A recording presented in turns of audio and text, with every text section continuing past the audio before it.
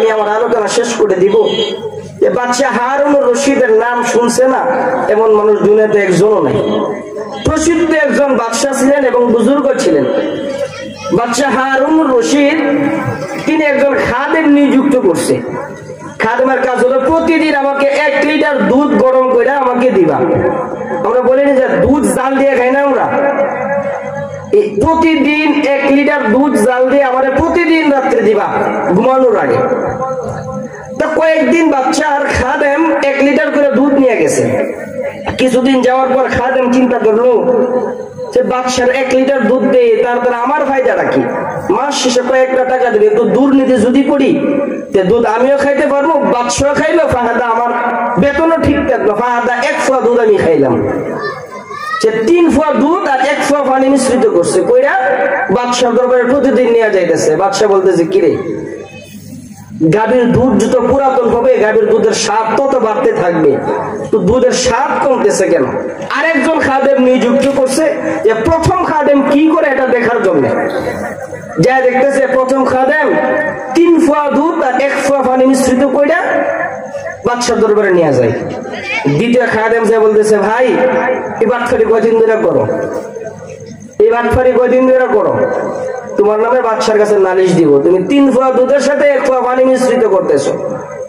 প্রথম খাদেম ডাক দিয়ে বলতেছে এটা তোর কি ফায়দা, তোর কোনো লাভ আছে? তুই আমার নামে বাচ্চার কাছে বিচার দিলেও তুই যে টাকা তোর বেতন ধার্য করছে, স্যালারি ধার্য করছে এটাই পাইবি, আর আমার নামে বিচার না দিলেও তুই এটাই পাইবে। তাহলে এক কাজ করি, দুইজন একটা সমঝোতা করি, তুই 1 ফুয়া দুধ খা, আমি 1 ফুয়া দুধ খাবো, দুইজনে মিললে আধা কেজি দুধ খাবো, আর আধা কেজি দুধ আর আধা কেজি পানি বাদশার দরবারে নিয়ে যাবো। দুর্নীতি আরো শুরু হয়েছে, দুধের স্বাদ আরো কমছে। 3 নম্বর একজন খাদেম নিযুক্ত করছে বাদশাহ, এই দুইজনে কি করে এটা আমার কাছে কইবি। 3 নম্বর খাদেম এসে দুইজনকে ডাক দিয়ে বলতেছে ভাই তোমরা যে কি করো দেখবার লাগিয়া বাদশাহ আমার নিযুক্ত করছে। 3 নম্বর খাদেমকে দুইজনে মিল্লা বুঝাইতেছে, তুই যদি আমার নামে যে বাচ্চার কাছে নালিশ দে, সামনে নির্বাচন আছে, তুই একটা এমপি দফারের কথা তুই মেম্বারে বাস করতে পারতি না, কারণ তোরা দিয়ে বাদশাহ মেম্বারে নির্বাচন করাইতো না। তোর যে বেতন নিযুক্ত করছে বেতন তোর ঠিকঠাক, ফাদে 1 ফুয়া দুধ দিও খা। 3 জন মিল্লা 3 ফুয়া দুধ আর 1 ফুয়া পানি, 3 ফুয়া দুধ 3 জনে খাইছে, 1 ফুয়া দুধ আর 3 ফুয়া পানি গরম করে বাদশার দরবারে নিয়ে গেছে। বাদশাহ কিরে যত খাদেম নিযুক্ত করি তত দুধের স্বাদ শুধু কমে আর কমে, কারণটা কি? 4 নম্বর আরেকটা খাদেম নিযুক্ত করছে, যাই দেখবে 3 জনে কি করে। এই 3 জনকে 4র্থ নম্বর খাদেম ডাক দিয়ে বলতেছে তোরা 3 জনে যে 2 নম্বরই করস সব বাদশার কাছে কইয়া দে। তোরা 3 জনে মিলে 3 ফুয়া দুধ খাস, আর 1 ফুয়া দুধ আর 3 ফুয়া পানি বাদশার দরবারে নিয়ে যাও, এটা আমি সব কইয়া দিব। 3 জনে মিলে 4 নম্বর খাদেমকে বুঝাইছে এক কাজ কর, আমরা 4 জনে মিলে 4 ফুয়া দুধ খায় নাই, বাদশার জন্য শুধু সাদা পানি নিয়ে যাও। 4 নম্বর খাদেম বলতেছে চাকরি তো একটারও থাকতো না। প্রথম খাদেম বলতেছে চাকরি থাকবো কি না থাকবো এই চিন্তা আমি করুন, তোরা বাচ্চা জিগেলে তোরা কইবে আমার দোষ দিয়ে দিবে। প্রথম খাদেম লম্বা দিন অনেক দিন পরে শুধু 1 কেজি গরম পানি বাদশার দরবারে নিয়ে গেছে। ধরেন না একটা কাপ দিয়া একটা গ্লাস দিয়ে 1 কেজি দুধের বদলে 1 কেজি পানি গরম করে নিয়ে গেছে। বাদশাহ দেখে এমন ভাবে হাতটা এভাবে ধইরা চোখের পানি ফেলায় ফেলা কাঁদতেছে আর এই কথা বলতেছে, কিরে এতদিন তো শুধু দুধের স্বাদ কম ছিল, দুধের রং তো ঠিকই ছিল, আজকে তোরা কি করলি যে আমার দুধের স্বাদও শেষ রঙও শেষ, এখন তো শুধু সাদা পানি গরম করে নিয়ে গেছে। তখন বাদশাহ এই কথা বলার পরে কান্না করে যখন এই কথা বলে প্রথম খাদেম জবাব দিল, বাদশাহ প্রথম দিন যখন আমি দুধের সাথে পানি মিশ্রিত করে আপনার দুধের স্বাদ কমাইছিলাম, ওই দিন যদি আপনি আমাকে ডাইকে নিয়ে আল্লাহর ভয়টা আমার অন্তরে ঢুকাইয়া দিতেন, খোদার কসম করে বলি কোনদিন আমি দ্বিতীয় দিনের দুধের সাথে পানি মিশ্রিত করার ক্ষমতা আমার ছিল না। আল্লাহর ভয় যদি আমার অন্তরে থাকতো, আপনি কি করছেন? দুনিয়ার মানুষের ভয় আমার ভিতরে ঢুকাইছেন। আজকে আমাদের সমাজে এত দুর্নীতি কেন? একটা দুর্নীতি করছে, এই দুর্নীতিকে দামা চাপা দেওয়ার জন্য আরেকটা দুর্নীতিবাদ তার পিছনে নিযুক্ত করি, 2 জনে মিলে খায় রাস্তায় সব ভালো বানায় দিচ্ছে।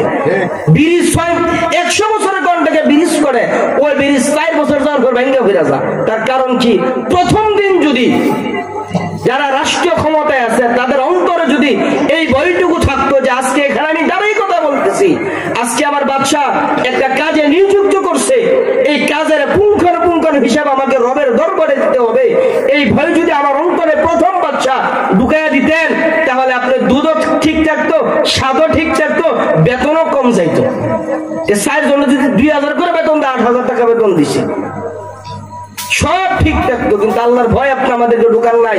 আপনি কি করছেন? আমার পিছনে সিকিউরিটি রাখাইছেন। দুনিয়ার মানুষ দিয়া জেল জুলুম দিয়া দুর্নীতি বন্ধ করা যাবে না। একটা সুর যদি জেলখানায় নেওয়া হয়, 6 মাস জেল খাইতে আসার পরে সে টাকাতে রূপান্তরিত হয়। তার কারণ কি? তার ভিতরে আল্লাহর ভয় ঢুকাইছে না। সুরকে দইয়া যদি 3 দিনের জন্য তাবলিগে পাঠাইতো, 40 দিনের জন্য চিল্লায় পাঠাইয়া দিত, 40 দিন থাকার পরে 3 চিল্লাতে পাঠাইয়া দিত, 120 দিন থেকে যদি আসতো, কমাস কম 6 মাস সে চুরি ডাকাতি বন্ধ রাখতো, কমাস কম 6 মাস। দাড়ি রাইখা 4 মাসের দাড়ি রাইখা হুজুর হয়ে বাড়িতে দিত, আল্লাহর ভয় তার অন্তরে ঢুকাইয়া দিত। আমরা কি করছি?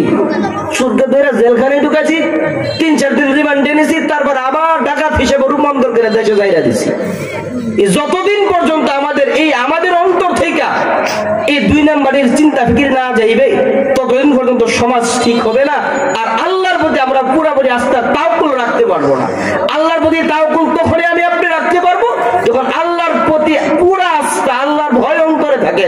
আমি এখানে কথা বলতেছি, আমি যখন রাত্রেবেলা ঘুমাবো, 4 দেওয়ালের ভিতরে ঘুমাবো, তখন আমি যদি গুনাহ করি, দুনিয়ার কোনো মানুষ দেখবে না, দুনিয়ার কোনো মানুষ দেখবে না। আল্লাহ তোর অন্ধ না যে 4 দেওয়ালের ভিতরে আল্লাহ চোখে দেখে না, এমন তোর না। আমার ভিতরে যদি আল্লাহর ভয় থাকে, তাহলে এই কাজটা আমি কখনো করবো না। সামনে রমজান আসতেছে, আজান হয়ে যাচ্ছে, 2-1 মিনিটে শেষ করে দেই। সামনে রমজান আসতেছে, দেখবেন মহিলারা পর্দা না করলো, কিছু কিছু সারি স্টল পর্দা করবে। মহিলারা যদিও পর্দা না করে রমজানে, তো সার স্টলে ঠিকই পর্দা লাগাইবো। সকালে যে ফরুট ডাল ডাল ভাজি খাই, এই দোকানে ঠিকই পর্দা করবো, সুন্দর একটা কাপড় লাগাই, ভিতরে সুন্দর করে রুটি খাইবো সকালবেলা। আরে ভাই, একটা রোজা, একটা ফরজ রোজা, আজকে থেকে যদি আমি একটা ফরজ রোজা ভঙ্গ করি, এর পরের দিন থেকে, আগামীকাল থেকে নেওয়া যদি কিয়ামত পর্যন্ত আমি যতদিন রোজা আমি জীবিত থাকি, ততদিন পর্যন্ত যদি কাফারা আদায় করি, একটা রোজা, একটা ফরজ রোজা, এই ফরজ রোজার সমপরিমাণ হবে না। কি করে ভাই? সামনে রমজান আসতেছে, এই রমজান আপনাদেরকে উদারত হবার করে আপনার 2টা পায়ে হাত থেকে বলে, আমি ছোট মানুষ, ছোট্ট কয়টা কথা বলছি ভাই। এই রমজানের পুঙ্খানুপুঙ্খানু হক যেন আদায় করতে পারি। যখন সময় পাইবো, বন্ধু বান্ধব নিয়ে আড্ডা না দিয়া সূরাতুল ইখলাস তেলাওয়াত করব, লা ইলাহা ইল্লাল্লাহ কালিমাগুলো পড়তে থাকবো, সুবহানাল্লাহ পড়তে থাকবো, আলহামদুলিল্লাহ পড়তে থাকবো। আমার দেখবেন মিজানের পাল্লা বাড়ি হয়েছে, কবরের আযাবও মাফ হয়েছে।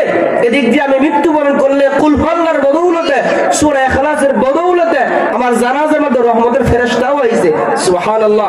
জিবরাইল বলেন, যে জানাজার মধ্যে একজন রহমতের ফেরেশতা হাজির হয়, একটা ফেরেশতা, তার জানাজা কবুল, তার কবরের আযাব আল্লাহ মাফ করে দেয়। সুবহানাল্লাহ। আর জিবরাইল বলেন, যে মানুষটা জমিনে বসা সূরাতুল ইখলাস বেশি বেশি তেলাওয়াত করে, তার জানাজা একজনের